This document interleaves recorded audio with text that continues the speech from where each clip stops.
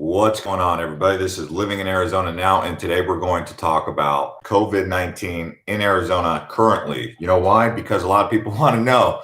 I have friends in New York, I have friends in California, and they're all kind of saying, hey, some people in New York think civil war is coming. They think that the end of times are here. People in Arizona, they're on the edge, but they're not as on edge. People up in the Northwest of America, they're definitely on edge.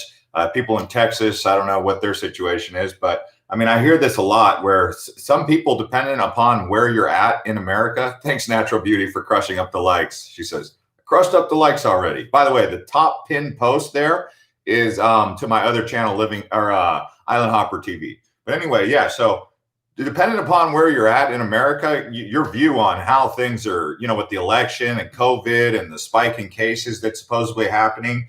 And so people want to know, well, how is it down in Phoenix, Arizona? How is it out in Arizona? And that's what this video is going to be about. And if you also live in Arizona, feel free to interject your comments as you want. Okay. Natural Beauty Within says they're in the state of New Jersey.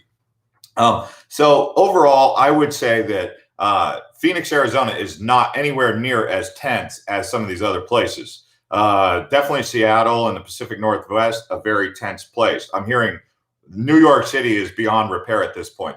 I'm hearing this from many people. I'm hearing California, many business people leaving California saying they're never going back. And they said between California and New York and the Pacific Northwest, I mean, it's really bad. I've even heard Chicago is just really suffering, and people don't know why Chicago is suffering. So what is the commonality? Who knows? I mean, what is causing those four places to really suffer, whereas some states like Texas and Florida and Arizona are kind of still safe havens? I even heard Colorado is suffering. So feel free to share your thoughts on why they're suffering.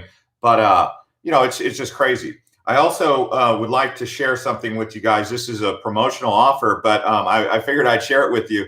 I have this here. This is a American Express business card, right? And so I use this when I travel and when I get things and I get rewards. The gold card, I have a link in the description to this. And I also have the personal card, that one was a business card. This is a Chase Sapphire card. So I have links to these. These are referral links, but I'm referring you guys to it because I use the cards and I'm extremely satisfied. I just got the 30,000 rewards for the gold card. And I also got I'm about to get the Chase Sapphire cards. And what I do is I just pay down my balance all the time so I don't get hit with the interest rates. So I'm just like, it was money that I was already going to spend, except I'm getting rewarded for it by being responsible and paying my credit card. So I just thought I'd put that out there. But anyway, let's dive back in there. These are like a light in a dark time, right? These ability to earn like 60,000 airline miles on Delta, so that when the pandemic's over, my butt will be traveling on Delta in first class with my airline miles because I was using my card to pay for gas and using my Lyft, or using those cards when I do Lyft. Anyway, so when it comes to Phoenix, Arizona, though, with the COVID response, I would say that it's pretty good. I mean, you got to wear one of these. Hi, this is my new thing. I mean, this is so easy going. I just wear this outside. I don't even care anymore because it's so easy to wear. But I don't mind it anymore. I mean, I'm just kind of conditioned to use it. I'm a good little sheep. No, but there was one time when I was on a plane where they didn't allow me to wear this because they said it was too breathable. So like the bandanas and these little things right here, they're too breathable. So you need like an actual surgical mask or an N95 sometimes on planes. But, compared to like the other places, I guess that's what I'm getting at. So of all the places I went to that had the COVID-19 response, I would say Idaho was probably the most lax. In terms of cases and whatnot, they say that who knows if cases are spiking up in Idaho. I guess they are, and same with Montana. Maybe that's why, I don't know. But Arizona was not too far behind that. Utah was semi-decent. It wasn't too bad. Utah seemed to have life as usual. Washington, they were just, like I've already said 100 million times, you don't need to hear it from me. You already know it's on the news. Washington is upside down nuts about COVID-19. I mean, they're really intense about it. Now, when it comes to the data, right? So how are the cases surging? Because people want to know this more than anything. They're kind of like, hey, how are the cases? So in terms of cases, uh, cases. So we reached our peak in June of 30th of 2020. We had the most cases. Then we saw a little bit of a sudden spike in September, around mid-September, and then it shot back down again, and then it kind of has been climbing. So it was kind of climbing at 5%. Now it's up to 7%. So they are seeing a little bit of a rise here in fall.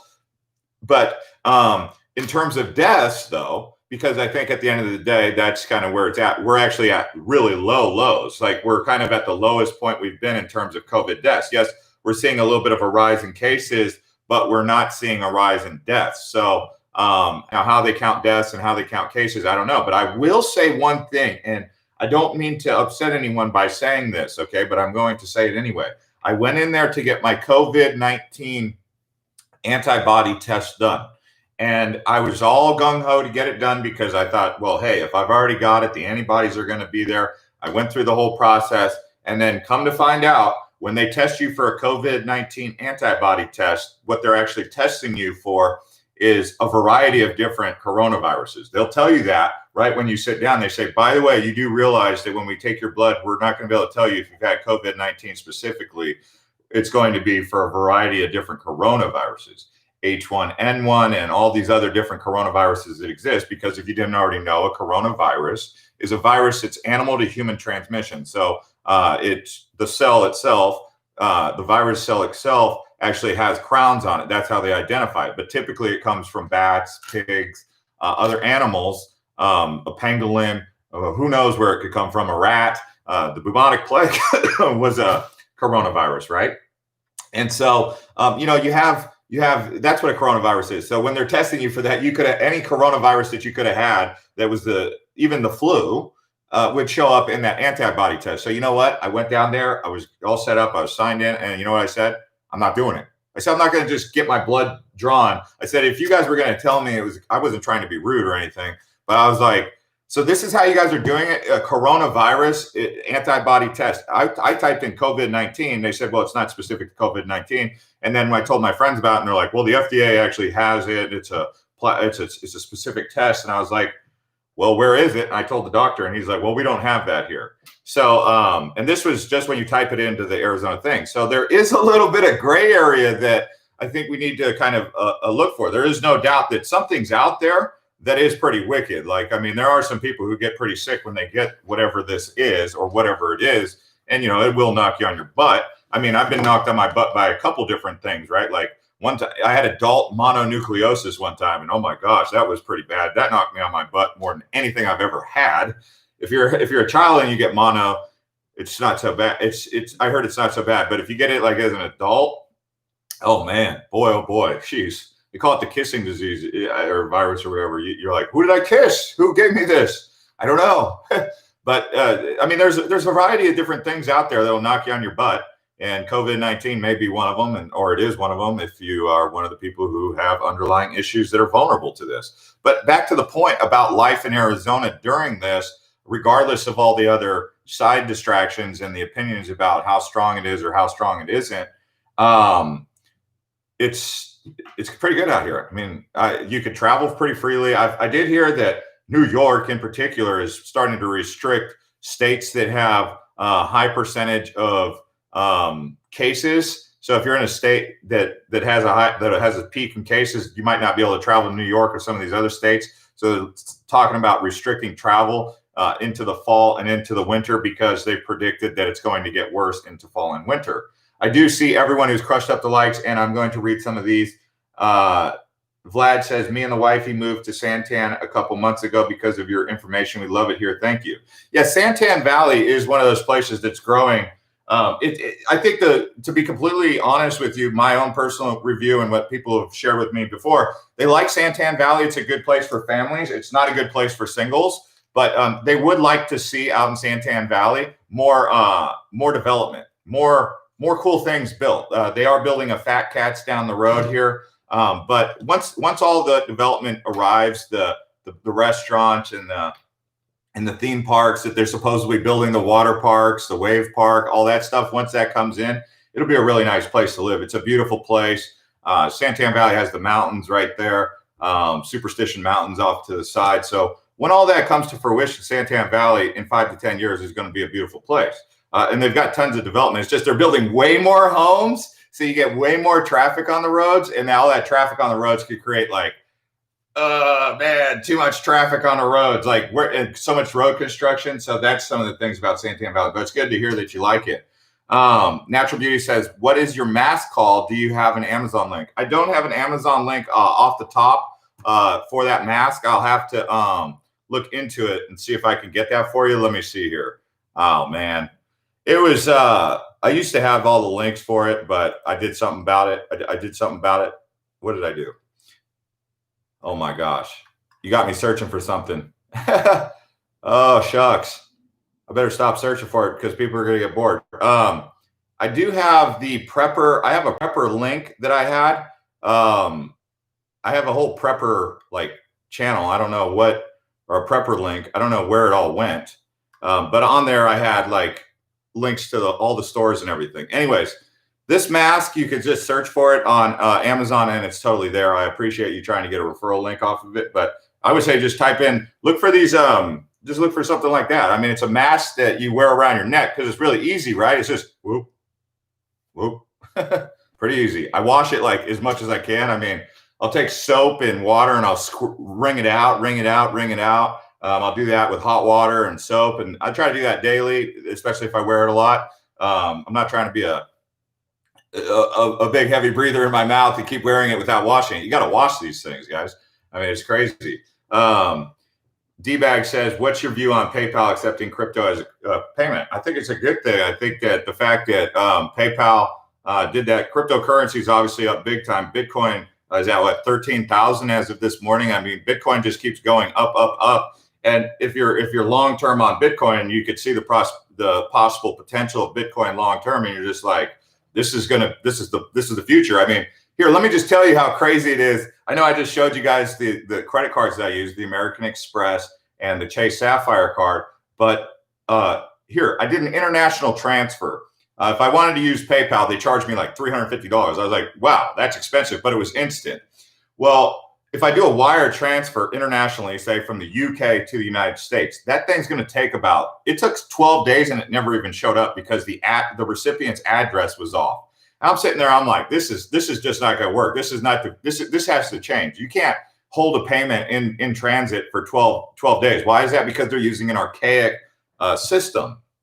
So as they modernize the financial system, things like cryptocurrency and Bitcoin that are virtually almost instantaneous or at least same day are very appealing to people who like technological advancement. And so, yeah, you can see that right now. Yeah, you'll find it. I mean, they have a variety of these masks on there.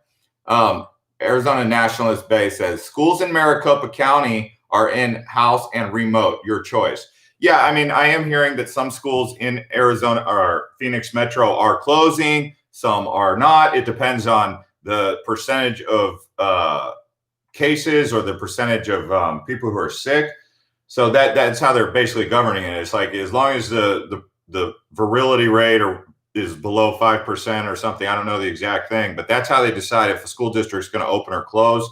So these kids, they're being caught in limbo of like, hey, this month we're going to school. Hey, this month we're not going to school. So the kids are definitely in a time that, our generation never really got shut down. Although when I was a kid, I would have said that I probably would have been excited if they would have shut down school for a couple of weeks, because I would have been like, that's more time to build my fort. Because I was one of those kids that loved hands-on. I was a builder. I was always playing with a go-kart. I was always playing sports, baseball, basketball, and building forts. I love building forts. I had probably like 10 different forts across the desert, and a mud ball fort, because we would always mud ball fort fight each other. And then I had a tree fort and big old Palo Verde tree. I had a tree fort and a mesquite tree and ironwood tree. Ironwood trees are the best trees to build a fort in. It's just hard to get the nails in there. But yeah, I mean, it's being a kid and going through that situation as a kid, I probably would have really enjoyed it because I was a very outdoorsy type of kid. Bleisner says, are all the gyms open? Ooh, wow. Are all the gyms open? Gyms open in Phoenix, in Arizona. From what I understand, they are, because I would know, because my neighbor, when it was closed, he was like trying to get he was always trying to work out at my gym in my house. And I was like, I was cool with it, but then it was like every day he was coming over at 8 in the morning to do a gym. And I was like, how about you just get some barbells? It's cool. I mean, I'm not upset about it. I was just saying, like, I would know if the gyms were closed. So I think the gyms are open.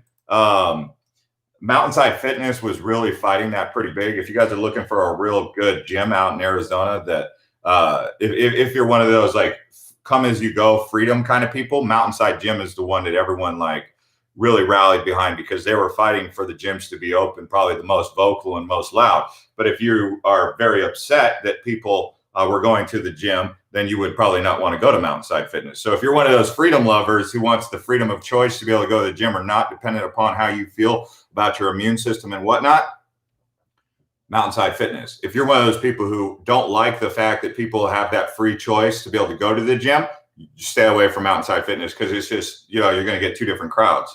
And I'm being completely non-biased. I know that sounded more in favor of the free choice people, the freedom lovers.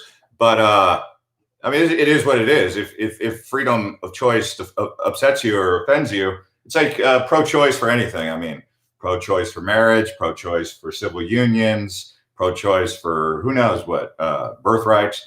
So it's usually best to be free across the board. Chris says, can you talk about monthly payment cars in Arizona? And do you know Carizona? Wow.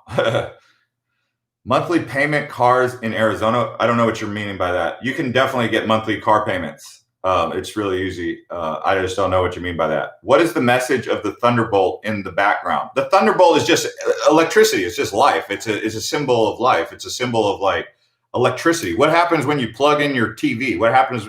It charges. So I was looking online for different things, and I was like, hey man, I like the bolts. I like lightning. I like thunderbolts. Like I always think the Arizona Cardinals should change their name to the Arizona Monsoon, not the Arizona Cardinals. I mean, a cute little canary, that's nice. We like this little cute canary, but I think we should be called the Arizona Monsoon, and we should have like a cloud with a thunderbolt. So one of the things I really like about Arizona is lightning. And so that's a lightning strike right there. That's and lightning is one of the most powerful forces of energy you can find. So I don't know what I thought it spoke for itself, but apparently it didn't. So hopefully that answered some questions. I'm learning credit scores. I asked for that reason. Okay, so you want to learn about credit scores? Well, you should. If you're one of those people who don't have very good credit, you should probably consider getting credit. You could get a credit review. You can just go on to creditkarma.com or Credit Karma app. Credit Karma really helps out a lot. I use Credit Karma, and it tells you your score, and then it tells you where you're deficient, so that you can make some adjustments. And then if you need to make some adjustments and they're outside of your control, you can find someone to repair your credit for you. So if you find someone who can help you repair your credit, that's usually a good thing. Or you can just take some of their adjustments and make the adjustments. Maybe you find out you're delinquent on a payment to someplace for $200, and you're like, by golly, why? Oh, well, I need to repair my credit, so I'll pay off my delinquent payment and just come clean with that. It's obviously, it's like biting the nail, but I mean, once you do it, you're just like relieved, because you're like, well, I'm out of debt on that, and I've come clean, even though I don't think it was a fair payment. What is this? I got my hair like this, kind of like poking out. Let's see here. Beardsome Biker, do you know anything about Seligman or the area between Kingman and Flagstaff and Williams? Not too much. I mean, it's just dry, arid, high terrain, probably around 3,500 to 4,500 feet. Depending on if you go up the mountain, it can get up to above 5,000 or 6,000, 7,000 feet. It's cold in the winter, hot in the summer. Williams is more pines like Flag, but a little bit lower than Flag. Williams is probably the best solution, but Kingman, from what I understood, Kingman is just absolutely blowing up lately because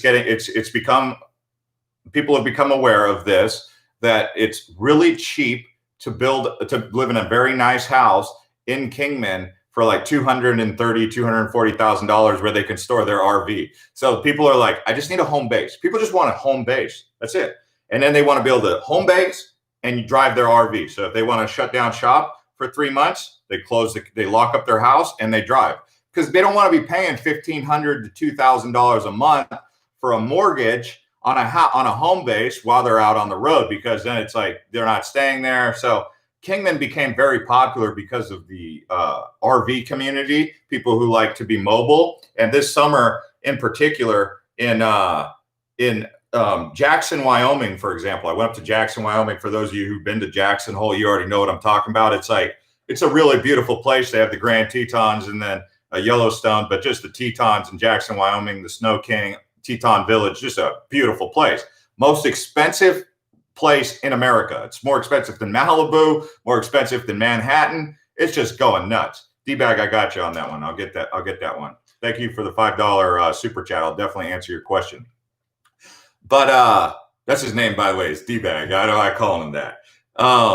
But Jackson, Wyoming is really a nice place. So if you get a chance to go up there, check out that place. And but that's what they do. They went up to, like, Jackson, Wyoming saw like 15% more tourists than they ever saw before, because everyone was trying to get out to these national parks. Zion National Park, Grand Canyon National Park, Yellowstone, Grand Teton, Glacier National Park. So RVing this summer, like if you had an RVing channel on YouTube, you were killing it this year, because people were like, I'm getting out of the city. And they were just cruising America. And the western part of America was just booming. People were seeing parts of Idaho, Colorado, Wyoming, Montana that they had never seen before. Utah became all of a sudden the place to be. You know, Utah between Zion National Park. What are the other ones? You guys can start rattling them off to me. Arches National Park, Canyonlands. Utah's got a ton of national parks. If you guys are, because I became like a national park guru. Like, I'm in love with national parks after going to some of these national parks. Here in Arizona, we have a couple. We have the Grand Canyon, which is really nice, and we have a couple state parks. But those places, we're seeing an overwhelming amount of traffic because of that RV lifestyle, where people were just renting RVs and saying, I'm getting the heck out of Dodge. They didn't want to move to a city because they were like this. They want to get away from people, but then they were finding more people in the national parks. Then, like, these national parks were becoming like cities. Okay, so D-Bag says, is it worth getting solar in Arizona? Oh, wow, man. As of right now, I would say that probably 50-50. Long-term, yes. If you're going to stay in your house long-term, it's a good idea. But if you have a short-term plan, less than 5 years, probably not, because, you know, you're going to be paying on that. And I don't think the tax rebate covers it. And, you know, the savings that you get from it finally pays for yourself once it's paid off. But other than that, I mean, because people sometimes if you plan on living in the house for a long time, like if you buy 5 acres, go solar. Don't even mess around with anything else. But if you're buying one of these Trek homes, these like 3 to 4 bedroom kind of deals, thanks to the 41 people who already crushed up the likes. I really appreciate when everyone hits the like button, because that helps get these videos out to. I know it's annoying, and but it's a small favor to ask for the efforts that I put into that. So hey, to all you guys who do that, you guys are the best. You guys rock. Thanks, Steve. I already went up to 47. But yeah, solar benefits. It's just not there. It's solar technology. It's like, how long are we going to have to wait for solar technology to finally come around and get to that point where it's like, this is the green energy solution of the future? It just hasn't got there. I mean, we've been waiting on photovoltaic. It is kind of nice though. Like I said, if you're going to have the place for longer than like 3 to 5 years, if you're not sure if you want to be in that place for 5 years, probably not. And I don't know that it necessarily adds too much value to your home, but it should. Like if you wanted to add if you wanted to add real nice value to your home, a home build or whatever, the pool. That's it.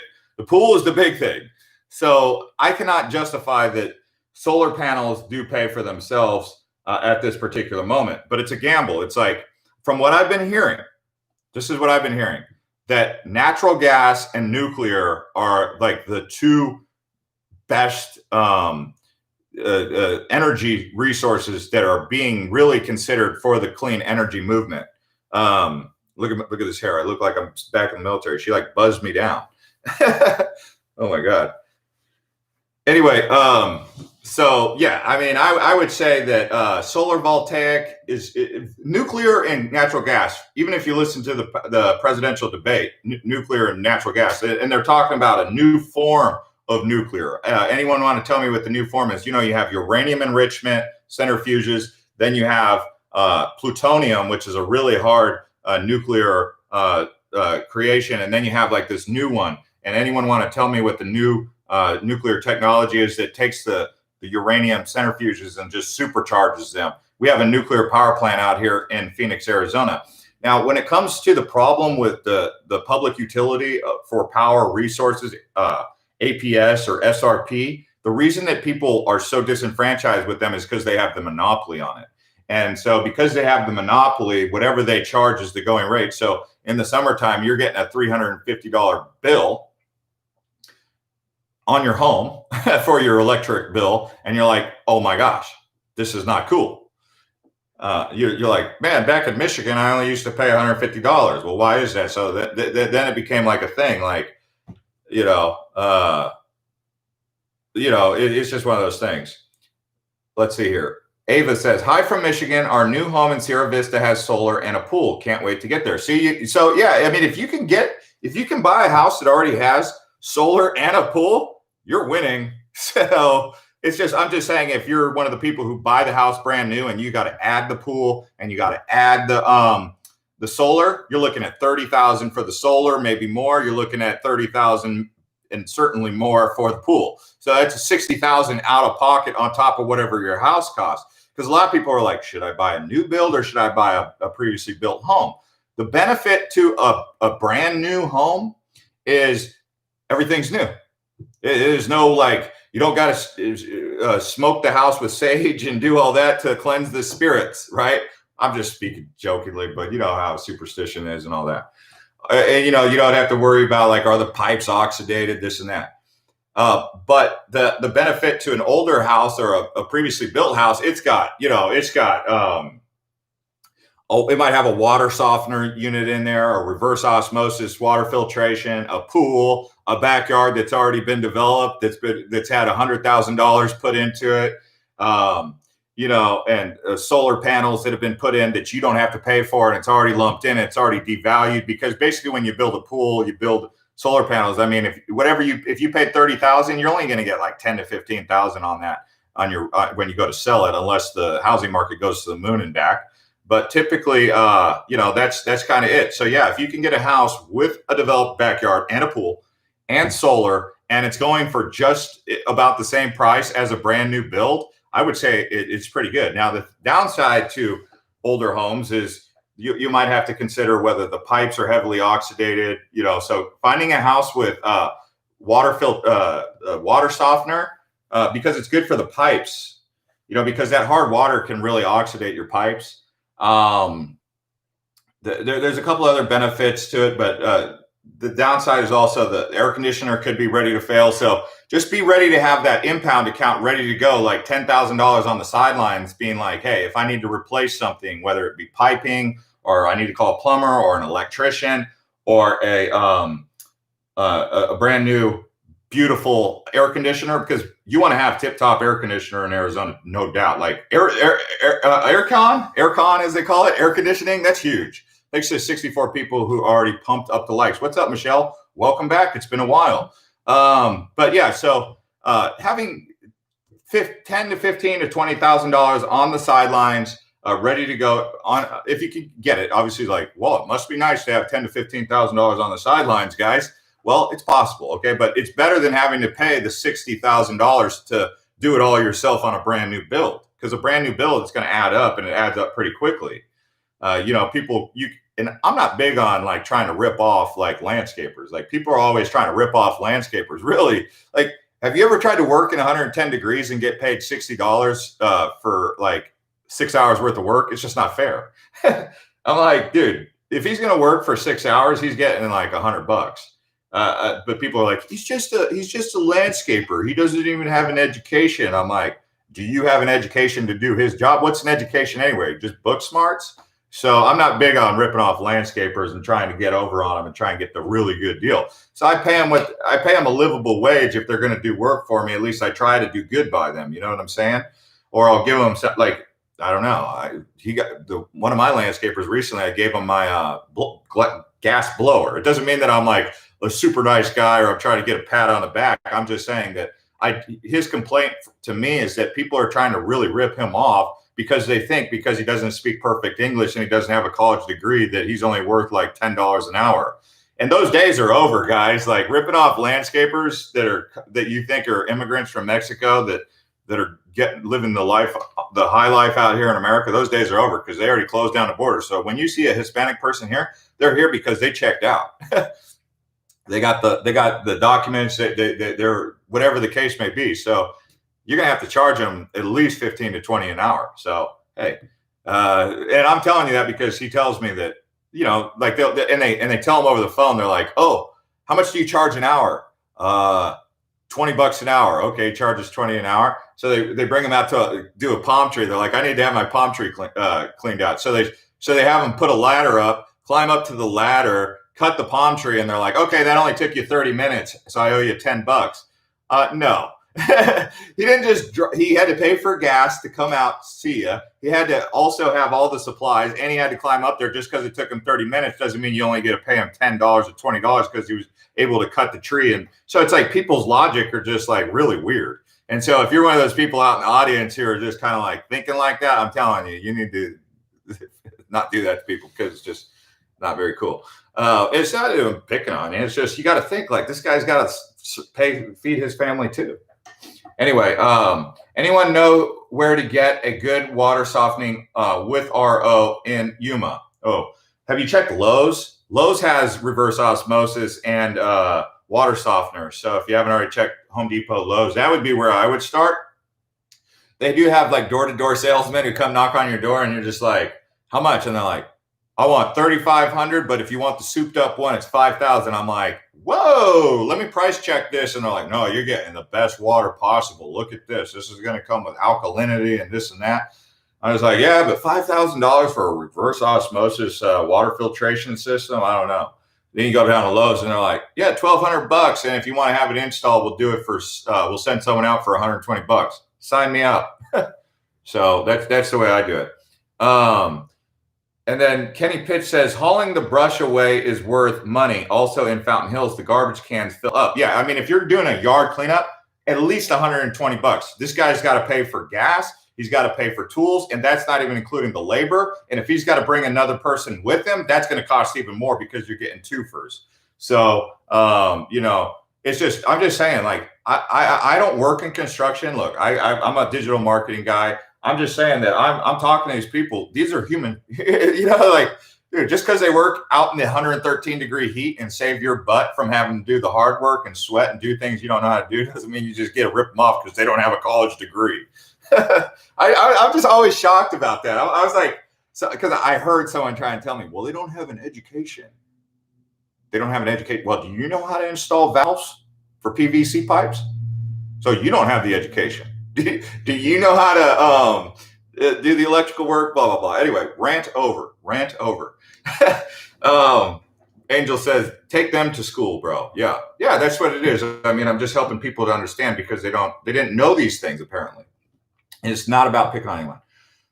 Sam says, where did you get the lightning bolt from? I got this lightning bolt here from Amazon, I believe. I just typed into Amazon, lightning bolt. If it's not on Amazon, check on eBay. I think lightning bolt, you know, LED light, something like that. B. Hastings, are there many off-road clubs to join out there? If you're looking to join off-road clubs, because I love what you just asked me. So the off-road clubs, yes, off-roading in Arizona on Facebook. I also joined Ford Raptors. So join the group about Ford Raptors. The Dodge one, the Z70, what's this new Dodge that's coming out that's supposedly more superior to the Ford Raptor? Check that group, type that in. And then they have like Jeep groups. They have Toyota, I think the Toyota Tacoma, Toyota Tundra crowd. Those guys are the big, I think there's more Toyota off-road groups. And then they have my favorite, Baja. I love the Baja group because Baja is like the best place to off-road in the world. Yeah, and like Michelle said, practically everything's on Amazon. I mean, if you see something in my house, you see this right here? Amazon. This little thing, for real. Look at what I got in here. What do you think I have in here? Beer? Nope. Red Bull. Look how many I got in there. I mean, I got a huge fridge. This thing cost me $89 on Amazon, and it works great. That's called a Kululi. Yes, I do have a link for that, but I don't have it right now. So just go on there, type in Kululi. And it's cool because, look, like in my Raptor, for example, I have, I don't know if you guys can hear me when I go this far away, but it's like an ice chest. So I can plug it into my truck, and it keeps cool. It doesn't it gets a little bit of condensation, but not too bad. So that little fridge, it works really good. I thought it was a good price because, you can get a little fridge at a yard sale, and then the next thing you know, your carpet's wet, your wood table's wet, and you're like, oh man, I don't like all this condensation, but I need easy access to my drinks, whether it be a beer, a bottle of water, or whatever. So that thing's pretty good. I recommend it. I can say that. But let's see what else. I got this on Amazon. I mean, things you could get on Amazon are unbelievable. Heck, if you're into minimalist wallets, I got this minimalist wallet on Amazon. By the way, I don't recommend this minimal wallet. If you're into minimalist wallets, the one that I use is this one now. So this is really good because it's got the band, but look how small that is. Okay, so bingo. Anyways, guys, thanks for watching these videos and crushing up the likes. I got 74 likes. Gabriel Freedom says, good for you, Jeff. Been following you for years. You're a solid dude. Thanks, man. Where did you first find me? Because I've had a couple channels. I had Altcoin Buzz, I had Island Hopper TV, and I have this one, and I have Urban J now. I'm like, dude, I've got a couple channels, but people are always like, are you the dude from that channel? I recognize you. And I'm like, yeah. So people find me and they hang out.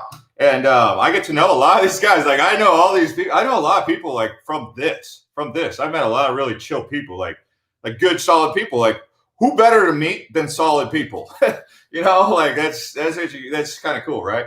From Island Hopper. Yeah. So I think Island Hopper is my favorite channel because Island Hopper TV, because it allows me to travel. And I love travel, but even during the pandemic, I mean, I went on probably 5 or 6 different flights this last go around when I went up to Boise, Salt Lake City, Jackson, Wyoming, Idaho Falls, Seattle, Reno, South Lake Tahoe.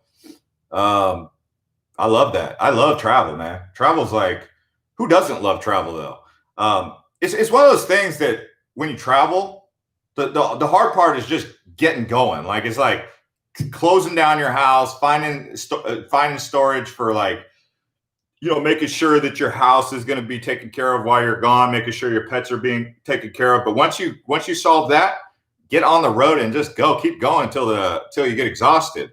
I mean, 7 to 10 days is a good amount to travel to a variety of different places. I love travel.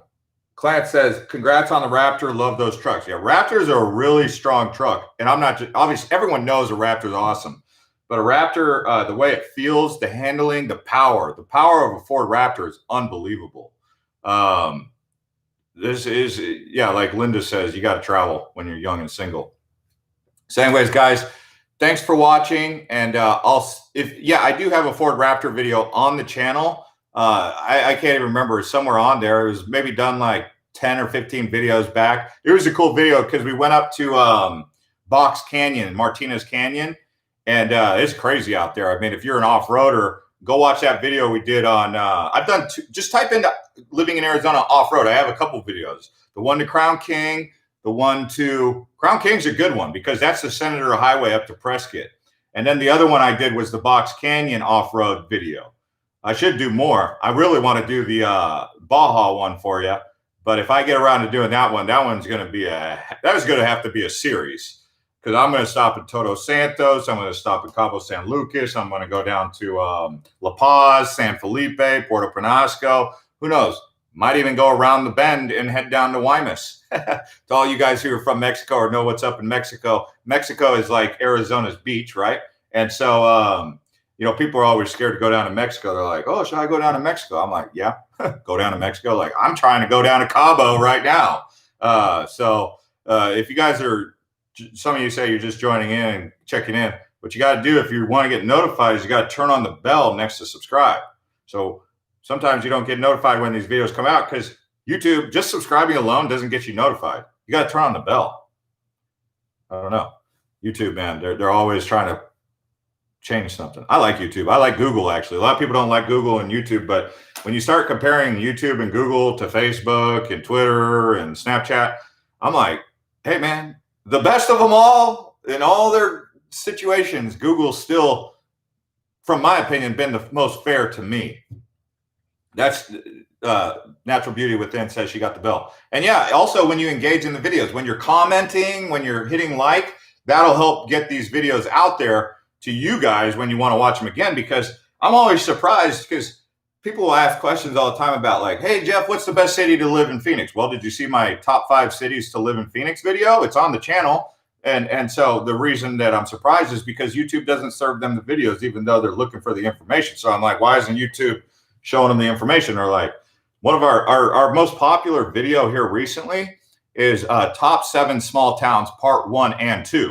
And I put a link connecting them, hoping that people would get the idea, because almost all the people who commented, or a lot of the people who commented, said, yes, please do a part 2. Because if you look at the part 1, we highlight the best ones. Then we kind of trickle down to like the second tier, but are also really good, where we mentioned like Cave Creek and some of those other ones, Two Back and those towns. And then we even we're going to do a part 3, but that's like a whole series. Those are our best performing videos on this whole channel. So the small towns thing, again, is on par with what people are really seeking. They want to get out of the big cities. That's what they're really looking to do. Irvin says San Carlos or Sonora have very good beaches. Oh, yeah. You're talking about in, are you going to Puerto Penasco or San Carlos? I've never been to San Carlos. The place that I would like to go is San Felipe. But yes, I mean, I would like to round the bend around the Baja and head more east around Puerto Penasco past, Las Conchas. I know there's some resorts out there past Las Conchas. So if you're looking to rent a beach house in Puerto Penasco, Rocky Point, Mexico, you do it in Las Conchas. Las Conchas. You could do it in Choya Bay, but as you start to go down Las Conchas, you're just going to get home after home after home that you can rent right there on the beach. And you can swim there. The water's warm. They do, they say they get great whites. I mean, those are the ones that you scare about, right? When you're swimming in the ocean, you're like, Jaws. But they get all sorts of different marine mammals up in there. But either way, I mean, as a kid, I used to boogie board right there. I used to, and then water's warm. You're not going to get any better feeling warm water than you get down in Puerto Penasco. Anyone can even vouch for that. When you go down to Mexico, they got lots of resorts on Choya Bay. They got lots of houses over in Las Conchas. And then you go down to the Marina Bay area where Fisherman's Wharf is, that whole fish market area. You buy some fresh seafood, tacos, street tacos, get some Dos Equis, get some Tecate, get whatever your favorite tequila is, and have fun. And man, oh man, Rocky Point's great. I always go out to estuary too. They have an estuary where you get raw oysters. You shuck them right out of the ocean. Fresh oysters right out of the ocean. Tabasco and lime. Boom. Done. With a beer. Do it to it. Thanks, Michelle, for saying that. Okay. Have you ever seen Los Alamos and Sandia Laboratories in New Mexico? And if you can, recommend them. I need to go to Los Alamos and just do the history thing at White Sands and all that, and understand more about the history with the Manhattan Project. No, I don't have very much background on going there, but I do hear about Los Alamos. Where's New Mexico State University Lobos? Are they in Las Cruces or Los Alamos? I can't remember. Oh yeah, Angel says he's getting hungry. Yeah, I mean the street tacos. Oh man, I could just eat 3 or 4 carne asada tacos, breakfast, lunch, and dinner. Well, breakfast I usually have chorizo, right? Like chorizo egg, and chorizo and egg. For lunch I'll have carne asada burrito or tacos, and then for dinner I'll have shrimp. I get camarones, that stuff, and definitely lots of nice beer. I love beer. I'm a beer guy, man. How can you go wrong with beer? I mean, and the beer's really good. Pacifico. Yeah, I mean, if you're getting hungry, go down to Mexico. I mean, you get some good food, and you don't even the best foodie cities in the world. I would obviously, if you guys follow me on Island Hopper TV, you've seen my videos about the food videos that I've made, my reviews, because I've been to like 45 different countries and a lot of the big cities. Some of the best foodie capitals, I'll tell you here on the Arizona channel, because I know you guys are getting hungry. Mexico City is one of the foodie capitals of the world, not just by BS. You know, some of the most overrated ones were like in South America. They say Peru's pretty good, and Peru is pretty good food. Okay, but I went over to like Argentina because Argentina steaks or Brazilian steaks, chimichurri, and all that. And I went there to Rio de Janeiro, and I went to Argentina to go have some steak. And no, I was not impressed. I'm not saying the food in Rio is not great, but the food in Argentina, I don't know. The quality of the beef was just not there. Thanks to the 90 people who crushed up the like button, by the way. I guess I'll keep this going since I'm having fun. But the best foodie cities that I've been to, I'll tell you, Singapore. In Singapore is a foodie city. Believe it or not, Australia has some foodie cities. Melbourne, Australia is a good place to get a variety of different food. So Mexico City, Singapore. What was the other one I just said? Jeez, man, my brain's not working at high capacity. Obviously, I said Mexico City, Singapore, and what was the third one? I just said it. Oh man, someone help me out. Why did I just have a brain fart? Melbourne. Yeah, Melbourne. It really is. I'm not just saying that, and I just forgot it totally. So Melbourne, Australia has really good food scene, eclectic. As far as best food scene in America, I would say, best food scene in America. San Diego has a pretty good food scene. San Diego is one of my favorite American cities. I know I never really talk about San Diego, but I'd have to tell you, yeah, it's too much sugar, right, Michelle? San Diego is a brilliant city. The only reason I really don't live in San Diego is because it's become overcrowded, and the cost that you get for what you spend, it's overpriced, way overpriced. It's extremely overpriced, like 2 times what you get here. So I would say, but San Diego is a really good foodie city, but Boston's a pretty good city. Or New England has a good food scene. They have a very good food scene. From what my experience was, I would say Seattle, as much as everyone doesn't really like Seattle, it's got a pretty good food scene. But another good place for food, there's so many of them. You want wide variety, right? I'd say Barcelona, Spain. Barcelona, Spain does pretty good for itself. A lot of people think that London, England is terrible. See, when you go to Europe, you get like a lot of like halal food. I don't know if you guys know what halal food is. You don't really get halal restaurants out here in Phoenix, but halal food is like Middle Eastern, Lebanese, Turkish, and they have a lot of gyros, Greek style food. And so in Europe, they have a lot of halal food. And I typically, like once a day or once every 2 days, I'm having halal food. I'm having like some sort of like kebab. I'm having some sort of pita. So Europe has that, especially in like all the cities, like all over Europe, they have that halal food. Even Australia has a lot of halal food, and I like it. I like gyros. I like all that stuff. Now, I also like Asian food. I really like having the opportunity to be able to go to a Chinese restaurant or a Japanese restaurant or a Vietnamese restaurant. And so Singapore is the #1 foodie capital in the world. You can get any type of food in Singapore. It is hands down #1. Oh, today I feel like, I don't know, chicken tikka masala. So I'll go get some naan, and I'll go get some rice, and I'll get some curry, chicken tikka masala, Indian food. Oh, well, tonight I feel like eating pho. Oh, okay, so I'll go get Vietnamese food. Today I feel like having a hamburger. So I'll go get some American food. And then I'll be like, well, I'm going to have some halal food. So I just get a great diversity. Wonton soup, shumai, I mean, you guys know what I'm talking about. If you're a foodie, I mean, I'm having a great time talking about it. That's why I'm rambling on. It's 49 minutes into the video, and it looks like some of you guys are interested. Linda G says, great question, Linda. Are you following me on Island Hopper TV? Because I like how you're inquisitive about your traveling. You said, when you fly on Emirates Airlines, their airport lounges have halal food and Western food, Middle Eastern food. Yeah. Yeah, Emirates Airlines. I've flown on Emirates a couple times, and Emirates caught my attention, kind of like how Qatar Airlines caught my attention, and how Etihad, Etihad, because you see these videos on Facebook and YouTube where like Casey Neistat is flying around in first class in like a $25,000 suite. Because if you ever fly for 20 hours, like the longest flight I ever did was from San Francisco to Singapore. It was a 17-hour beast.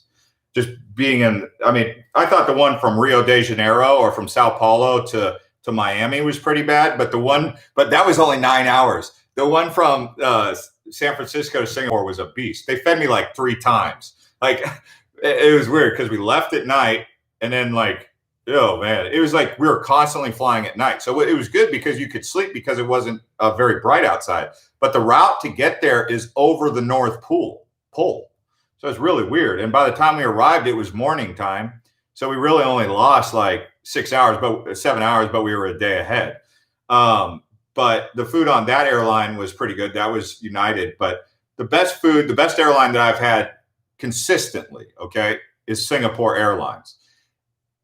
Emirates under-delivers at times, unless you're staying in like one of their suites. I mean, I'm always underwhelmed by Emirates, and I've flown on Emirates from Dubai. I've flown on Emirates into Dubai. I flew from Dubai to Singapore, but I would say my old favorite airline before they got like bought out and something happened was Virgin. Virgin used to be like the best of the best, and then like right around the same time, Alaska acquired Virgin America. Virgin Australia started to take a dump, and Virgin Atlantic started to go down. But Branson was like the man when it came to like modern seating. And even when I fly on planes, I'm sitting there thinking, I'm like, which one do I prefer more, the Airbus or the Boeing? So if I'm like, as a passenger, I prefer to fly on Airbus. I think Airbus are more spacious and more comfortable. But I heard if you're a pilot, you want to be flying in a Boeing. But we'll see if the 777, the Dreamliner, ends up keeping up with the A380, I think it's called, the Airbus A380, which is the big juggernaut. I haven't flown on an A380. That's the double decker. It looks like the big flying mongoose, man. That thing is huge. Have you ever been in a hot air balloon? No, I haven't, but that's pretty good. Do you have video on best dive bars in Phoenix? No, I don't, but the best dive bars are probably in South Scottsdale or Tempe. You can also get some pretty good dive bars off Bell Road in North Phoenix, around like Union Hills, and there's dive bars out there off of Bell Road. Bell Road's a good place.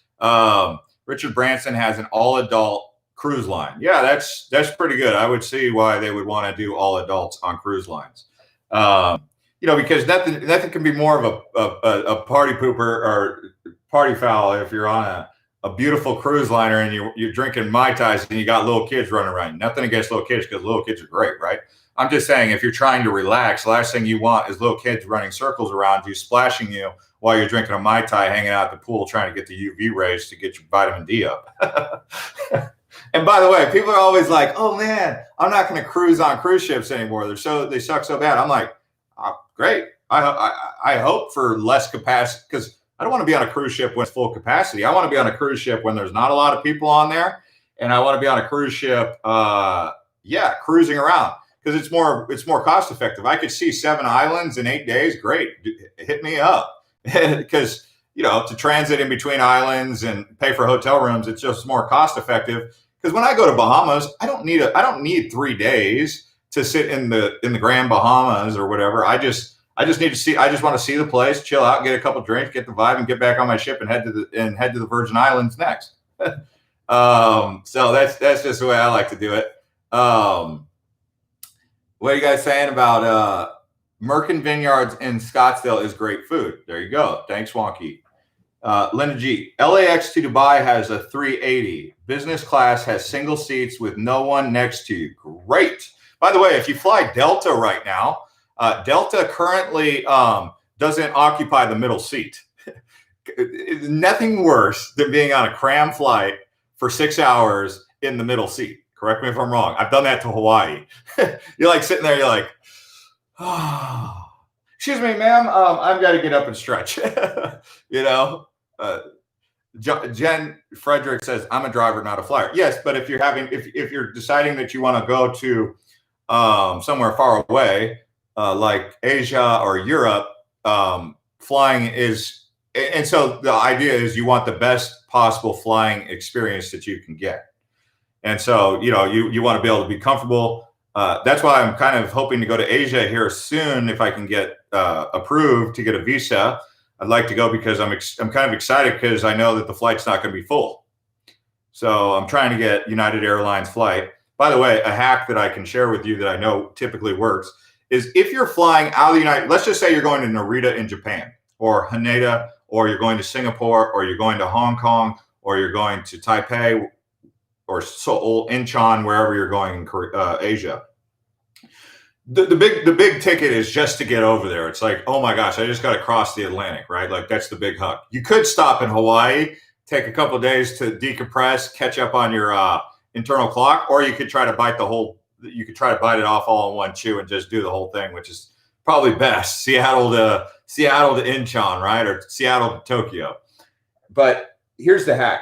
When you're flying there, don't fly with an American carrier because all the Americans who are flying there are flying on the American carrier. So take Ava or take Taipei Airlines or take Singapore Airlines, because the odds of it being a full flight, it's going to be like 65%, because where they're making most of their money is the people who book out of Singapore, they're booking with Singapore, not Delta, not United. There's going to be 65% of the flight full because, there's still going to be passengers on that flight coming back, but they're not selling out. So do the opposite of your country. So if you're trying to fly into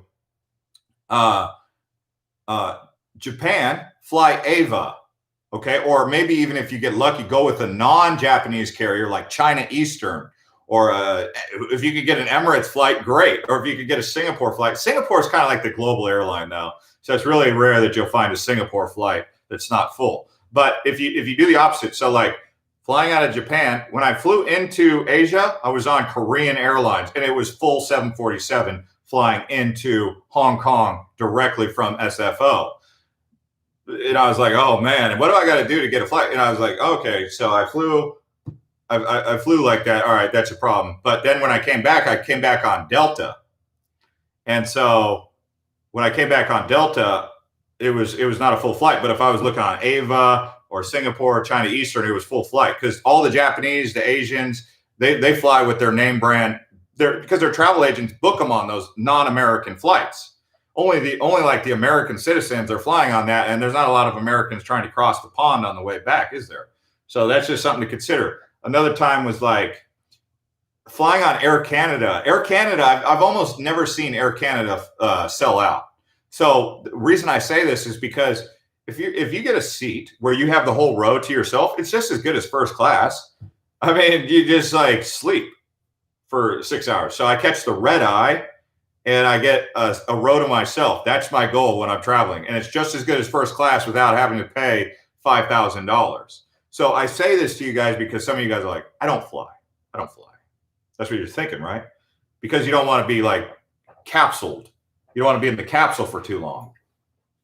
Rolo 45 says, every time I fly to Germany, always take Lufthansa, spacious. I've never flown on Lufthansa, and I've heard great things about Lufthansa. In fact, I think Lufthansa might be the best airline in Europe. Am I right? Is it correct? Is it Dutch? Is Lufthansa Dutch, Danish, or French? I can't remember. The worst airline in Europe, for those of you trying to go to Europe, which I do recommend, especially the Greek islands, and Switzerland is amazing. Oh, German. Lufthansa is German. Okay. The one that I do recommend staying away from at all costs in Europe is Ryanair. You want to talk about a headache? Oh my gosh. Ryanair, man, what is up with those guys? In Asia, they have the Ryanair equivalent is Tiger Airlines. And then they also have AirAsia. I mean, man, dude, you want to talk about terrible flight experience in AirAsia and Tiger Airlines. Sorry, I mean, they're on time. I won't say that they're not on time. I'll just say that it's like really claustrophobic in there. Ryanair is just unorganized as possible. It's kind of like the experience you get with Spirit Airlines in America. What's your least favorite American airline, right? Like everyone loves Southwest. They're a low cost carrier. They get the job done. You rarely ever hear someone say, "I can't stand Southwest." You will hear someone say, "I cannot stand Spirit Airlines," or I don't know. I heard JetBlue is actually pretty good, but you guys tell me. Thanks to 102 people who are crushing up the likes. We'll keep going with this. Spirit, yeah, you guys say Spirit. I know we started out talking about COVID, but everyone wants to travel, so we ended up getting into this travel conversation because you guys know I love to travel myself. We'll just keep going with it. Rolo says it's German. What's your favorite airline in all of the world then? If we were reviewing. Ryanair is like Spirit. A Tijuana bus is first class to them. By the way, buses in America are atrocious. Greyhound and Amtrak are some of the worst quality. It's very sad that America, one of the most leading developing countries, has such a poor bus system like Greyhound. And I guess it's because everyone has a car, but I mean, you go to Argentina. The best bus I've ever been on was crossing the Andes from Chile to Argentina. It was a double decker bus. It was like, if you wanted to pay $35, you could, instead of $17, you could sit in the VIP with a big lounge chair in the bottom and cross the Andes. It was like, and they feed you like, some snacks and stuff. You're like, hey man, I should cross the Andes a little bit more. And you're like, why don't, and then so I come back to the United States and I'm like, do they got any buses like this? Because it's really relaxing to take a bus and look at beautiful scenery like Denali National Park or, there's the scenery, right? Like a comfortable train that I will say, it's called the Coaster in California. You can ride the Coaster from San Diego to Los Angeles. It's really nice up until Dana Point. Once you start coming up into like Anaheim, it just starts to get like real sketchy.